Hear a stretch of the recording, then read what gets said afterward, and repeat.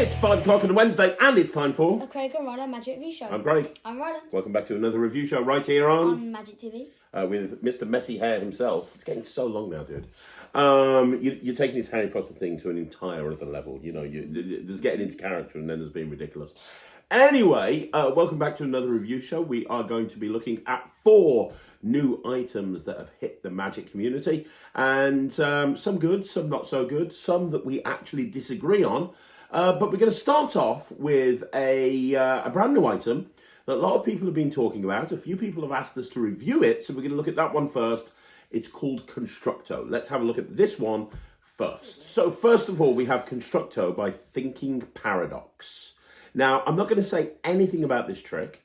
Me and Ryland have both watched the tutorial. We've both looked at it. We've played around with the gimmicks.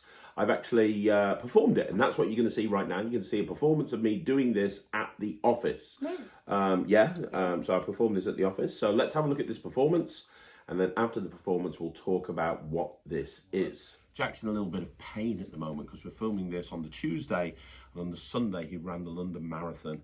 His legs gave way in 19 miles, and yet he's still hobbled over the finish line. Dude, you are an inspiration. Thanks. Anyway, congratulations to you, Jack. We're going to do something that involves your imagination, Jack. Do you have a good imagination? I do. Good. So I have here a pack of cards. It's an invisible deck, but if you're using your imagination, you shouldn't have a problem.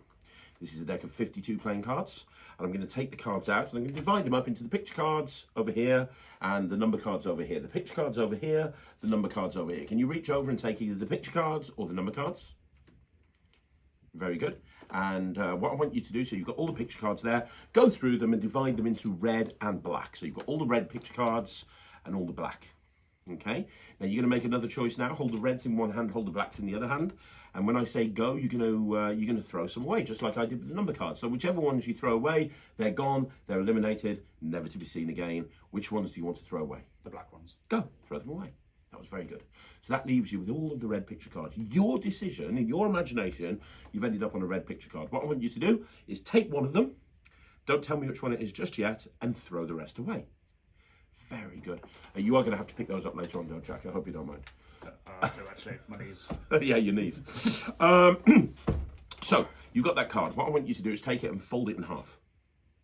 No, face inwards, not face outwards, fold it the other way. That's very good. And fold it in half again so it's in quarters. I love how you're creasing the edges as well. This is dedication to the art of using imagination. So, we're going to try and do this. So, you've got a card, fold it in half, hold it just like this, and on 3, throw it at my hand. 1, 2, 3. Very good, Jack. Very, very good. You see, what you just managed to do is you just managed to throw one card folded up at my hand. That's the power of using your imagination, but not just any card. Jack, in your imagination, you went down to one card. What was the name of your card, Jack? Queen of Diamonds. The Queen of Diamonds, and that was a free choice, wasn't it? You could have picked any card, any one at all, but you ended up with the Queen of Diamonds. And honestly, Jack, I think your imagination is incredible. Wow. There you go. That's the Queen of Diamonds. And you are a miracle worker. I don't know how you did that, Jack, but boom. Well done. Now, keep in mind that Constructo is designed to be a stage piece. Yeah. But what you have here is basically, when you open up the box, there's a bunch of stuff in there. But ultimately, when you're going to a gig, this is basically all you need to carry around with you. Now, the instruction, I say it's a sage piece. The tutorial says that it could work in a close-up situation. I think maybe it could, maybe not. I think that the best use of this is in the stage piece. And in essence, as you saw there, what happens is you have a spectator apparently freely name any card and fold it up and throw it at you. The card appears folded up in your hand, and then you open it up and it matches the card that they've named. Few things to bear in mind here. So first of all, this reminds me an awful lot of The Invisible Card by Blake Voice. For some reason it reminds me of them too, and I don't know why. Okay. Well, you know, it's very similar to the Invisible Deck plot. Yeah. There is similarities to the Invisible Deck plot. And probably it's more similar to... the Invisible Deck is more cleaner though. You think it's more cleaner? Yeah. But we'll get to that in a second. Yeah. Also, it's probably, in terms of the look of it, It's quite similar to Wayne Dobson's invisible deck routine, because that uses an invisible purse, and you reach into the invisible purse and pull out an invisible card and it becomes visible. But what you have here, the big selling point of this, is you can walk out on stage and you can have your hands empty, and they will take a card, they will fold it up into quarters, throw it at you, and the card appears in your hand. Now, there's two parts to this. The first part is the card appearing in your hand, and the second part is the card matching the card that they've named. Now, you get a couple of gimmicks here, and these gimmicks will allow you to achieve the whole routine. The part where the card appears in their hand, I don't know how deceptive this is going to be close up. Same. That's why I thought. That's why I'm thinking it's not close up, but it is stage. Yeah, because I think that this would look a bit suspicious, the way that the gimmick works. And I appreciate that they spent a lot of time and effort on this gimmick. In the tutorial, the first thing that they do is they talk about the history of the prop, and they talk about all the different iterations of this trick that they went through before they actually got to this point. So I appreciate that, but I just don't think that this will work in a close-up environment. And if I was wanting to do something like this in a close-up environment, in all honesty, close-up, I'd probably just have the card palmed and just pluck it out the air as they throw it to me. I wouldn't have that moment where your hand is empty and you close your hand and you open it and it's there. That's what I was thinking. I was like, why? What's the difference between going like this and going like this? If anything, the one where you just like go like that is better. There is an argument to say that it is better on close-up and stage. What they have here is they have this moment where you apparently can see the hand empty, and then you close your hand and you open the hand and the thing's there. Because when you go like that, you're closing your hand. Like, you're closing your hand and now it's there. It's obvious something's happening. But when it's like there's nothing there, and then it's like, boom, suddenly like, it's like actually appearing there. Yeah. Out of nowhere. What's nice about it in terms of this is when you've produced it, you can actually show the card all the way around. It's not like the gimmick is then hidden in your hand. But I do get where you're coming from. I think that the gimmick is... Just making it appear like that. I don't think the gimmicks are needed. Neither do I when you actually see. Yeah. The other part to this is then the production of the card. And I felt a little bit cheated with this, because obviously and maybe it's me not reading the ad copy correctly, but when I read the ad copy, I was left with the impression that the spectator can name any card, whilst in reality they can only name. Yeah, that you're using a very common technique used by magicians to limit the choices to the court cards. Now, how they do that and how they go through, you do that in the tutorial, is designed really for an audience performing it on stage, because they go through throwing it over your shoulder. It doesn't really matter. Get the thing. I don't want to go into that now. I had to kind of change that up for the performance that you saw on camera, because I wasn't performing on stage. I was performing in a close-up environment. All of the performances you see on the tutorial are like stage performances, really. I think this is really more of a stage piece, even though it says it's close-up. But I was left with the impression after watching the ad copy that you could name any one of the 52 cards. In reality, you can't. It's really important for you guys to know you're using a common technique to be limited to 12 court cards. However, you receive 2 gimmicks, and those 2 gimmicks will allow you, once you've produced the card, to be able to show any one of those 12 court cards through the use of 2 gimmicks. And the choreography that they're going to go through on the tutorial will basically allow you... Are the cards, I'm guessing they're misprinted?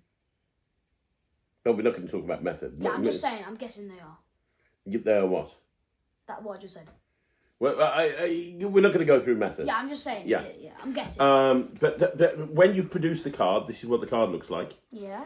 And this gimmick actually reminds me of Blake Voigt's gimmick. It's different, but it's similar in some ways as well. I think they've kind of like took Wayne Dobson's gimmick and, well, Wayne Dobson's like routine sort of thing, and Blake Voigt's, and like added them together to get this. But I don't think the things are needed. Yeah, because here's the thing: when you produce the card here like this, and I think you can just have Well, An index. Yeah, that's what I was gonna say. I don't know if I could say it. I'm just thinking. This is not an index, by the way. Yeah, and yeah, I'm just saying you could probably just have an index in your card and say right, like folded up cards, so it like saves a less space. So you just take it out. And Yeah. like that. You see, I did a routine, not with the catch, but I did a routine on stage for a long while that had this sort of effect to it, where they were limited to a court card. And what I would do if I was doing this is I would have an index in my case of folded up cards. And this is not the method that we've got here, by the way, but I would have an index of folded up cards in my case.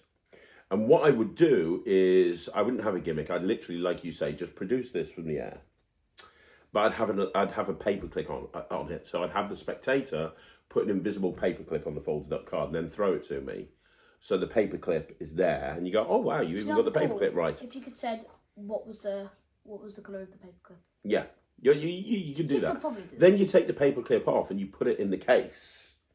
And by putting the paperclip in your case, you're going to retrieve the necessary folded up card from your index. So you retrieve the folded up card from your index, and then all you have to do is a very simple switch. There's a million of them out there, like Christian Grace's switch, which allows you to then open up and show that the card is actually the correct card. The problem with this is very, very gimmicked. This doesn't even feel like cardboard. You could not give this out to a spectator. They could not even really touch this. If you gave this to a spectator and said, you know, they're going to realise straight away. They're going to realise straight away, yeah. So, which is why another reason that I say that this can't be done close up, because it just can't. But you get yourself into this situation where, you know, let's say you're showing the Jack of Clubs. You're in that situation there where you're showing the Jack of Clubs. The problem is this can't be examined at all. You've not got a full show of the card that they've named. Not only have you not got a full show of the card that they've named, but this cannot be examined at all, not one little jot, because they're going to see exactly how it works. And you don't want to get too close when you're doing this. So, for example, if I was doing this to you, and let's say I was showing the Jack of Clubs there, I'd be a little bit concerned that you could see what was going on there. So the important thing here is, although they say this is a close-up trick, it's not a close-up trick, I think this would work perfectly well for a stage performance. I think there's ways that you can do it where you could literally end clean and give the spectator on stage the card that they've named, because realistically, you know, with this version, I wouldn't want to have someone on stage with me, but with a version where you're switching a card out, I think it'd be more than likely. The problem I've got with this, and I haven't told you the price here, so watch his little face when I tell him this. The price for this, it's like 50, so you get £50 or something. You get the tutorial. Would you think £50 is too much? I would think £50. I would think £50 is far too much. Okay. I would say this would be like £20. Okay. Okay. So you get the tutorial. Yeah. Which is in so you get the tutorial, which is well done, nicely shot. It's dubbed, it's subtitled, but maybe not 20, whatever. but like 30. You get the two gimmicks. Yeah. You get the gimmicks on top, so you can show your hand empty. Yeah. You get a few other bits and pieces that you've seen in the tin, and the whole thing is £180. What? It's £180. It's £180 for this. And the problem is, for £180, I don't actually see what you're getting that's really that original. It's a nice gimmick. It's a nice gimmick, but it's a slight variation of Blake Voigt's invisible card. You get the gimmick that makes the hand look empty, but it's not really necessary. And you get the routining, but the routining is based on a classic piece of equivoque that magicians have been using for years. You know, Mark Lemon brought out that routine with an envelope recently, which is basically the same thing as this. You pull out an envelope. I think that's better than this, to be perfectly honest, and much cheaper. Yeah, it's 180 quid. I paid 180 quid for this. I feel ripped off, frankly. I think this is very, very expensive for what it was.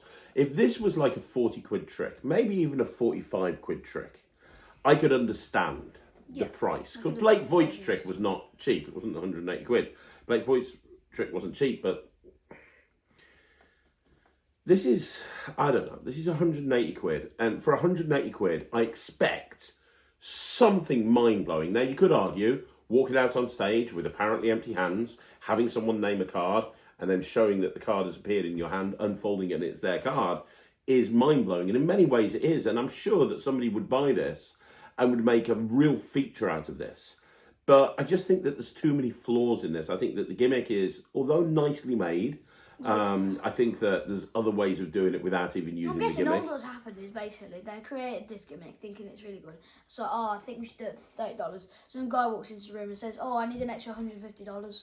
So, okay. I don't think that's the case, dude. Oh my gosh. I'd like to point out that the opinions of Ryan and Petty do not reflect the opinions of Magic TV. I just think that, people can charge what they want for a trick. And, but not that. I just think this is very expensive. It's very expensive. And I think that there's better ways of doing this. I actually ironically think you are correct. I know that people are going to be disagreeing with me that watch this review, but I think that the invisible deck is as strong as this in many, many ways. If not better. Yes, people are going to say, Bert, you've got a deck of cards. And I don't know. I love the invisible deck. It's why I did a project on it called Visible. I love the invisible deck. Always have, always will. And I think why do you call it visible if it's invisible? I don't know. That's 1914. But, I'm going to give this 28%. 28%. What are you giving it? Minus 28%. Wow, minus 28%. Yeah, I just think it's overpriced. I think if it was 40 quid, it'd be a little bit different. So people can charge what they want. First, because I don't think the little fingery things are that good. Second, I think the cards are too thick. And third, it's too overpriced. There you go.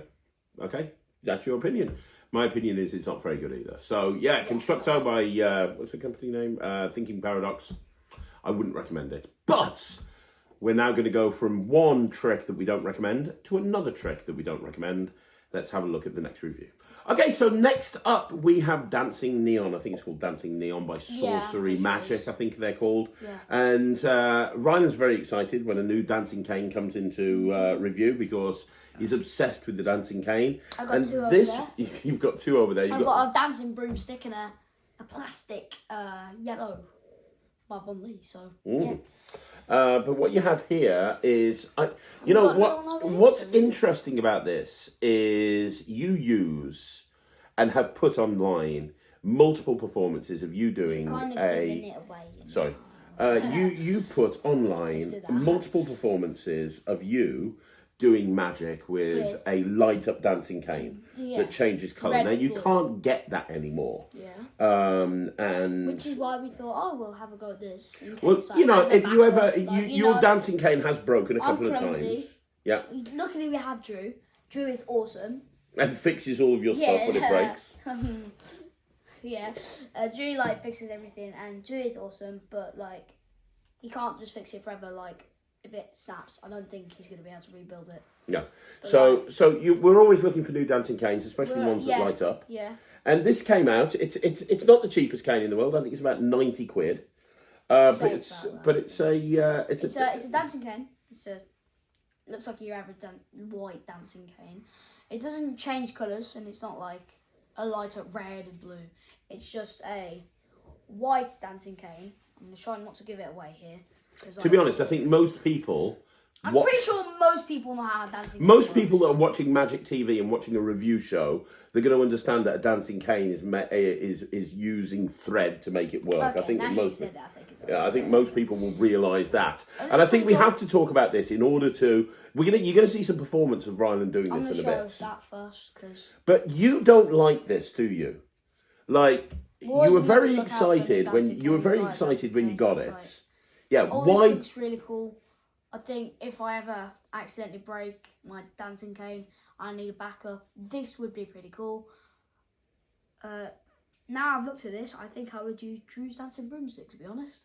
So basically, because I don't really do the dancing cane, so you're going to have to take the lead on this.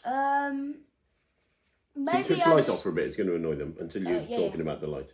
I was going to talk about that first. Okay. Because what I'm saying is, it lights up, which is pretty cool, and it lights up white. But the only thing is, what they've done is they've attached the light, they've super glued it to the back. And as they super glued it to the back, it looks like that. Okay, so the back does not look very good. So basically, what's happening in the routine is you're going like this, and it's just keep on like, that looks horrible. Yeah, Just it keep, does. like in the routine, it's like spinning super fast, and like, can you imagine just this line keep on appearing over and over and over again? So that's kind of annoying. The thing is, the lights. Look, the slightest nudge, I'm barely even going to touch it. The slightest nudge just turns it off. Look, just give it a little, like, don't even push it. Oh my Look, god. just give it a little nudge, there, like that. Like the tiniest nudge ever, and it turns off. It's crazy. It's like, just literally the fingernail turns it off. Oh my It's god. that, it turns off that easily. So imagine you're doing a routine, you accidentally mess up, boom, it's straight off straight away. I did it in the wrong direction then, but boom, it's straight off straight away. And, yeah, so, it's off. And, yeah, and... What about the way it handles compared to a normal I Dyson? don't think it handles as well. Sometimes, for some random reason, I'm going to turn it off now. Sometimes, for some random reason, as you're spinning, sometimes, for some reason, it just goes like that. It just, like, starts so... And this isn't your technique, because you've been using dancing canes now for 3 years. Yeah, and it's just, and, like, it just keeps on going. Foop, foop. Well, that means it's weighted incorrectly, doesn't it? I'm pretty sure that the top, or the back, I think it's the back, because when the back was like that, it was going like that. Mm-hmm. So I think the back, because it's got that at the end and the battery, well, it's whatever side the battery's on, actually. Yeah, if you look, it's weighted there. It's weighted on Oh, this you can side. show them, because they... Yeah, it's obviously used the battery to light it up, obviously. But, because, look, if you look, that battery's stuck to this side, the lights are going all the way down here to the way to the bottom. But when you've got that there, and nothing on this side, the cane's obviously just going to go like that. Because of the extra weight at the Yeah, top. like as I said, the part at the back, it's just going to start leaning forward. So if you're doing it, it's like this. Won't even turn on now, is that? There. If you go like that, it turns off straight away. I mean, not that. I mean, if you do that, because when you're in the routine, when the light goes like that, it just like as it's spinning, every time it goes like that, it just goes like that. So every time the light comes round, it just starts to spin, which is really irritating. And I don't know if it's just like, because I haven't replaced the thread yet, but the way it handles, I haven't replaced the thread yet, as I just said, but maybe it's the thread that it came with and that it's too short or something. Because I think usually I have it like a little bit higher than this. I don't know if it's just that, but it feels really weird and it keeps on, like, look at that. Slight nudge turns it off. Well, if not you're even using nudging it, I'm if just you're using holding a it. light up cane and it's constantly going off, that's not a good thing to have happen. No. Sometimes you give it a like proper whack and it doesn't turn off. Sometimes you give it a little whack and it turns off. So it's completely like usually it like when a dancing cane bashes, it's gonna bash at the top or it's gonna bash on the floor at the bottom. It's not like gonna come around. It's gonna smack you in the chest. So if it's going at the top, the tallest part is gonna be that, and if it touches that little touch, turns it straight off. So if you're doing a dancing cane and you mess it up, obviously an accident, you're doing it. Push it on. Yeah, just like that, okay. There. No, like literally, if you have it like that, if it bashing at the top, it's just gonna like every time, it's just gonna come round and it's gonna give it a little flicker and it's gonna turn off. Right. It's just like Okay. going round and it keeps on like turning on and off. It's like going on you, side nudge turns it off. Side See, I've nudge never turns done it the off. dancing cane in my life, so I'm glad you're here. Yeah. So let's very quickly have a look at a performance footage. This may have took 20 tries, but you know. Yeah, because the light kept going off. That was the Light- problem. Yeah, the light kept on going off. The weight kept on going like, and everything else. Like I think the thread that they've supplied, like, it comes threaded, but I think the thread's either too long or too short. Like usually I have it in the middle, to be honest. Okay, well, let's have a look at this performance, and then after the performance, we'll just give it a rating, sorry.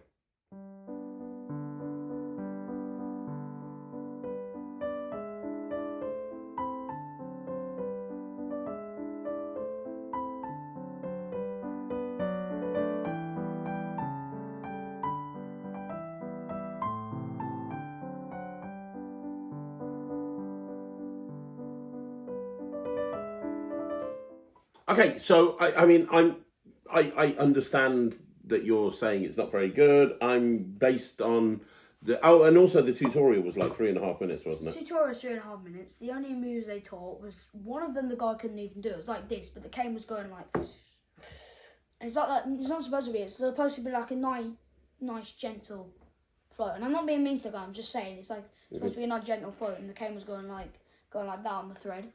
I mean, if you're paying 90 quid for a cane, You don't you'd want a expect 3-minute tutorial. You want a tutorial with a guy that's good at the dancing cane, because obviously he knows what he's doing. He knows how to do the moves. I'm just saying he's not like Harry or me. Yeah. You know what I mean? Like Harry's like going all the way around his body and everything. The only he teaches the basic moves like that one, which I don't really like. Obviously, I don't really like it anyway. The classic one. Mm-hmm. You know. And then he says you can go around the head. Yeah. So he teaches them, obviously, the normal moves. Okay. And the spin, obviously. And he says you can keep on repeating these. But he does that in 3.5 minutes. Yeah. So what are you going to give it? I don't know. I'm going to give it 30%. I don't even remember. I don't know if it teaches you how to. It probably does. I don't remember. But it doesn't come with a needle. Oh, you need a needle to read. You're gonna need a needle, and it comes with a little bit of thread, I guess, but you're gonna need the needle to So what are you giving it? poke through there. I'm gonna give it minus the highest rating I've ever gave something. Yes. Add a minus to it and cube it. Wow. Okay. I'll let Michael work that one out. So you really don't like this? Michael's just gonna put minus. Not a thing. It's cubed. I did say like the biggest number, and I'm pretty sure like the biggest number I ever said, it was like going on. It would have done like that. It would have like gone all the way down and like 2 more. And I'm pretty sure he literally put something like, this number is too big. I'm not writing it down. Fair enough. You don't like it, right? No. Okay, good. Right, okay. I can't comment because I don't do the dancing cane, but this kid does a dancing cane in every show he does, and you do a lot of shows. So I'm going to defer to your expertise when it comes to the dancing cane and give it 0%. Right, let's move on with the next review. Right, review number 3, and this is where things are going to get heated between me and Ryland. He's hated the first trick. He's hated the second trick. The third trick is called the Amazing Notepad, or the Amazing Notebook. It is amazing. And he loves it. I hate it. In order to give you a frame of reference, let's just look at a performance of Ryland doing this to Thea. He filmed it for Instagram. We're going to have a look at that, and then we'll talk about what we think and why we disagree. We rarely disagree. We're normally on the same page. We disagree with this. Let's have a look at a performance of Ryland doing this to Thea. Okay, so I'm here with my sister Thea. So Hi. I've got 5 cards, some wavy lines, a star, a square, a plus, and a circle. Okay, now what I want you to do is I want you to pick a card, put it inside the envelope, take the other 4, turn them upside down, and put them inside your hands. Yes. I'm going to look away, so I don't know which one you chose. Okay? Yes. Go. Okay? Right, so pick that card, put it in the envelope, take the others, take them upside down, and put them inside of your hands. Okay, now One sec. Nearly done? Nearly. Yep. Done? Okay. Right. Now you're holding. hand. Yeah, you're holding them inside your hand, yeah? Yeah. Yeah, okay. Sort right. of. Sort of, okay. Right, well anyway, I'll tell you what. They don't really I'm gonna fit. try guess what you've picked. I believe if I write it down that you have picked right here, you picked 3 wavy lines. I know we're gonna have an argument about this. Yes, we are. Yes. You're not gonna win me over. I think this is really cool. Okay. First of all, let me just, before we have our little argument, you've just seen the performance. In essence, what we have here is a divination of a ESP symbol. So you have 5 ESP symbols. You've got ESP symbols on your arm, haven't you? Yes, I have. They have 5 ESP symbols. They can put any one of those ESP symbols in the notepad, in the envelope. They put it to one side, and then you open up the notepad, and you immediately draw down whatever symbol that they thought of. There is no peeking at all in any way, shape, or form. You could be out in the room when they're doing this. In essence, what we have here is an interesting way to get the information of which ESP symbol the spectator has thought of. And it is a very interesting way of doing that. You could literally be out the room, you could leave the room, and you could say to them, take any one of these cards, put it into the envelope, leave the envelope on the table and put the rest in your pocket, and then you could immediately pick up the notepad and draw the ESP symbol that they're thinking of. Which is why it's so good. Here's why I don't like it. Okay. There's a few different reasons. You think it's too clever for its own good. I think Which is good about it. I think it's really cool. Well, look, first of all, the tutorial is 7 minutes long. Yeah, but it's all it really needs, isn't it? There's no live performances. You can't have double standards. You can't say for one trick, and live performances. There's no live performances. Yeah, I'm saying that is a bad thing. And also, not only is there no 7 live... minutes is all it needs. Not only is there no live performance, though, but there's no explanation of routining. Like, it's just literally...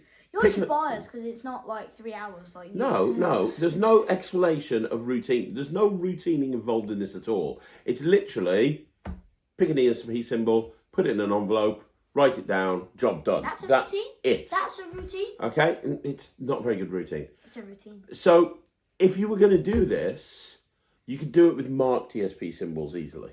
Look at something like Eclipse by the 1914. You could do it... What, the candle? No, Eclipse is their marking system for their ESP cards. And you can literally see it from the other side of the room. Not the Eclipse candle that you use in your act. Totally different thing. What you have... In order to achieve the effect that you just saw Ryland do to Thea, first of all, you have to use the ESP cards that they provide.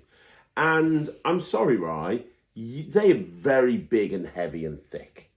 They are not normal cards. People would pick them up and realise immediately they aren't normal cards. They look like nothing on God's green earth. I knew that. I didn't. Genuinely. Are you telling me, with all your magical knowledge, you picked up one of those ESP cards and you were like, this feels perfectly normal?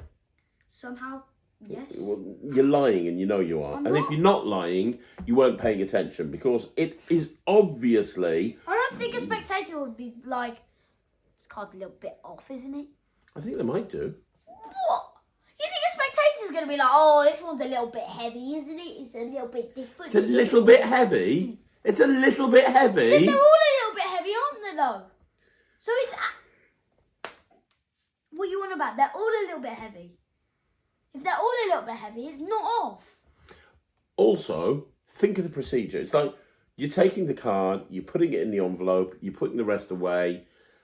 If I wanted to achieve the same thing, I could literally just use marked ESP cards. I could look away. I could tell them to put one inside the envelope. I could turn back round and immediately I know which one they've put in. What is the advantage over using this method? I know why you like this, Ryland. You like it because it's a clever method and you like it, but you're never going to do it, even though... Genuinely, I think I might put it in my closet. Shut up. I will. You're never going to do it. I would, though. You like it because you're excited about taking it to the YMC next month and showing it to all your magic buddies. You think it's a clever method that will fool magicians, but it's not a I will practical... say it's not marked. How do you think it works? Oh, is that your layman patter? Hi, I've got 5 cards here. I'd like to point out that they are not marked in any way, shape or form. I am not using marked ESP symbols here, ladies and gentlemen. What colour are they on the back? Black. They're just black. Yeah, jet black. so you can't have marks on the back of a card, can you? If it's jet black. No. That's my point then. But There's going to nobody... be no marks on there, is there? Nobody is aware that a layman's not going to look at a normal ear. A layman's not going to look at this trick and go, oh, look at those. Doris, he's turned away and he wants us to pick one of these cards. Doris, look at these cards. They're jet black on the back. They can't be marked. Yes, I thought the little magician was going to be using marked cards, but they've got black backs. There's no way he could be using that, Doris. I know. Oh, this is just obviously a new method. I'm very excited about this, Doris. Yes, me too, Nigel. Like, what the actual... Nobody cares about method, okay? It's just a way for us to get from A to B. And this doesn't really add anything to this doesn't add anything to the genre. It's just another way of getting the information. But what if you're using marked ESP symbols? I can literally just turn around and go, you're thinking of a circle. You're thinking of 3 wavy lines. You're thinking of a star. But if you do that to a magician, they're going to be like, it's marked. Yeah, but you know what? I don't care about doing this to magicians. That's what I would do it to. I would do this trick to magicians. You just said you were going to put it in your and clothes. kids. You And just- close up. Now you're backtracking, and you know you are. Now you're backtracking. What does Now you're that mean? backtracking. What does that mean? And you know you are. Don't play. I don't know what backtracking means. Don't play. I'm a stupid kid. It doesn't. Yeah, but work. what does backtracking mean? It's where you track backwards. You know what backtracking is. I don't. Can you actually tell me, please?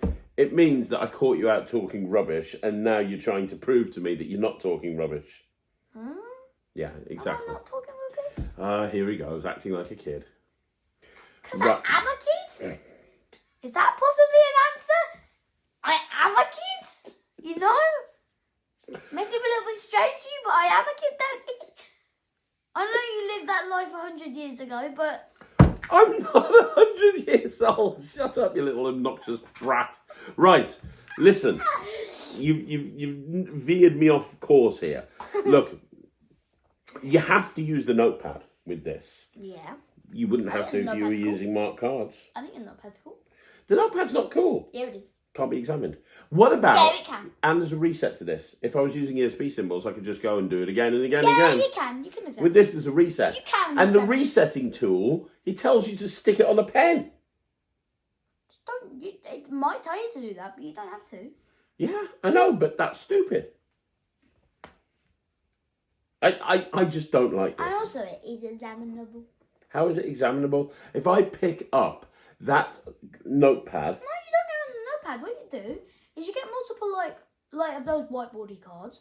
Every time you do it, like, because obviously you can take the little thing out, put more in, screw the thing back on, and then you can say, like, every time you do it, once you've done it, you obviously do it, and then you just rip it out and say, look, you can keep that and put it in your pocket. But they still They're can't not examine the notepad. What?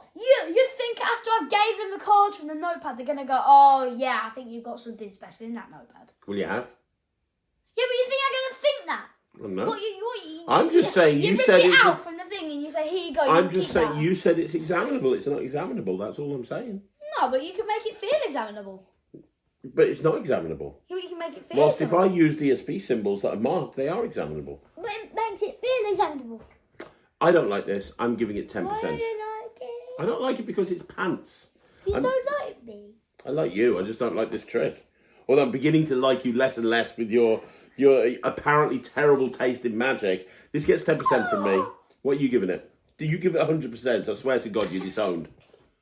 I swear to God, that's it. I'm done. 99.999 I swear to God, I'm disowning you. That's it. I'm walking out this house and I'm never coming back. What are you giving it? 99.99999 recur. It's not 100. Really? Add tuning. I didn't give it 100.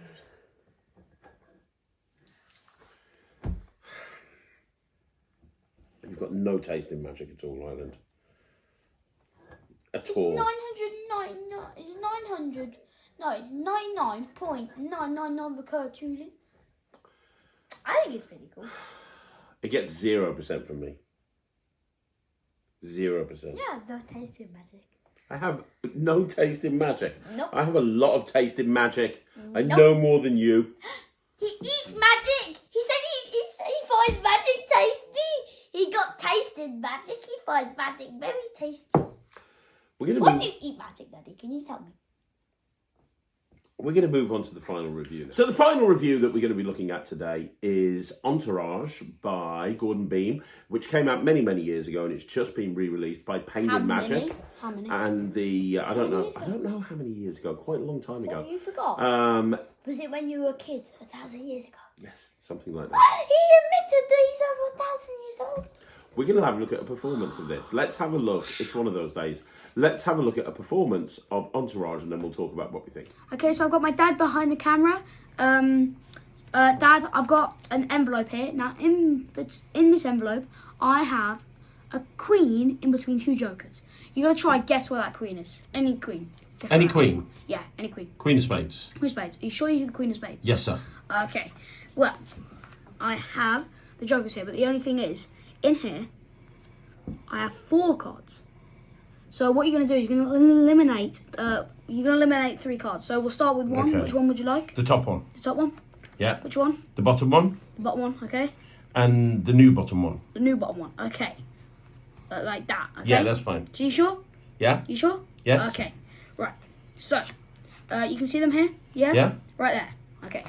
Right. Here we go. That's the Queen of Spades. Now you may be wondering what these cards are. Well, you see, these cards were also all jokers. Okay, so that was a performance of Ryland doing Entourage. It is a fantastic trick. It was a fantastic trick when I first saw it years ago. Penguin have brought it bang up to date. Nick Lacapo, who is one of the best teachers in Magic, in my opinion, is on the tutorial, teaching everything with a fine-tooth comb. He goes through absolutely everything. But it's actually been extended beyond the original Entourage. What you saw Ryland perform was the original Entourage. It's very, very simple to do. And we'll talk more about that in a second. But you also get extra gimmicked cards that are going to allow you to do variations as well. And there's like a creativity jam. The whole tutorial is about an hour long, and they go through a whole bunch of different ways of performing this, how to incorporate the new gimmicks, how to go through absolutely everything. This is... They've left no stone unturned. They really haven't. Now, if you're doing the original Entourage like Ryland did, the thing that you need to understand, it's a very good packet trick because you can put the envelope down on the table, you can take it out, they can literally name any queen they want to, there is no force. They can take any 3 cards and put them to one side, there is no force.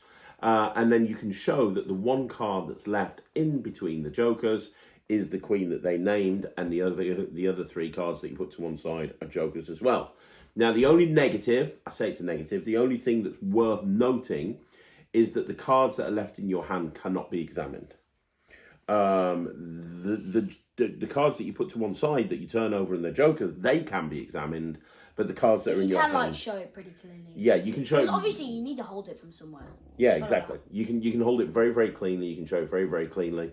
And I love that you can do it up here like you did in the performance, which means it's great for sort of a bigger audience. You don't normally like packet tricks. What do you think of this? I think that is pretty cool. You like it? Yeah. It's not really a card trick, Now is you're it? going to say you don't like it and give me all the business. No, I do like this. I think it's Yay! good. He likes one of the tricks on the review show. Yeah, this is the first one, but it's one. The last one. it's and what I like about this is it's very, very direct.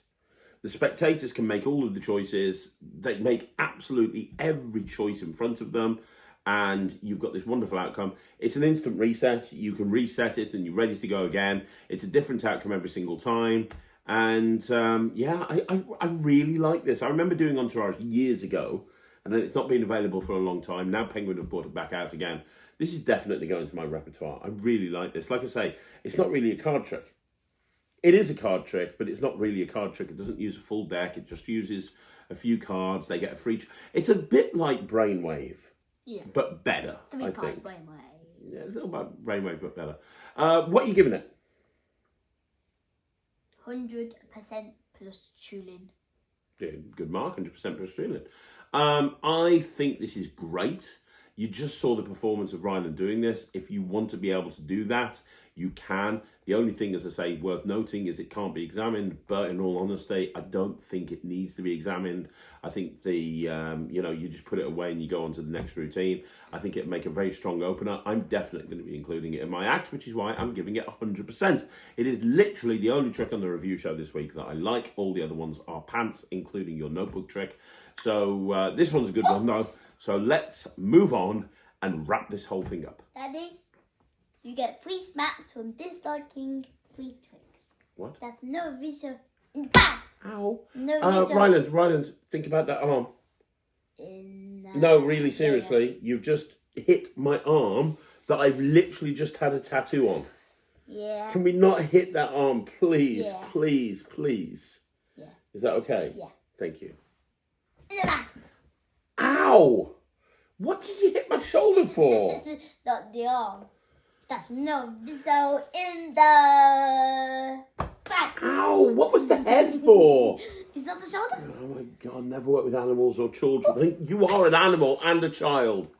Thank you once again. Come back, David Penn, all is forgiven.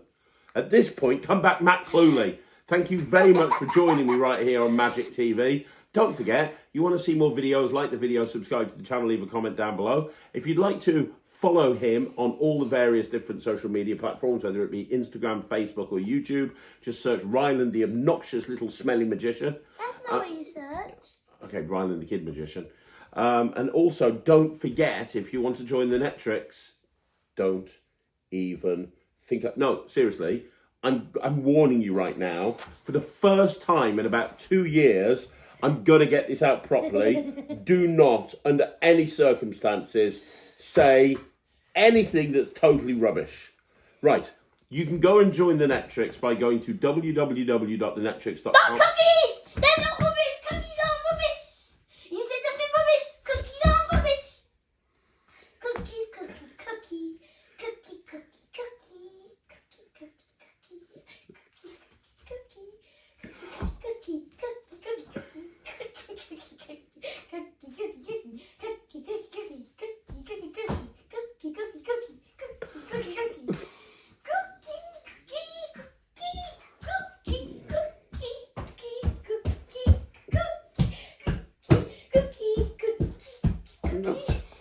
He's just picked up a Nerf gun.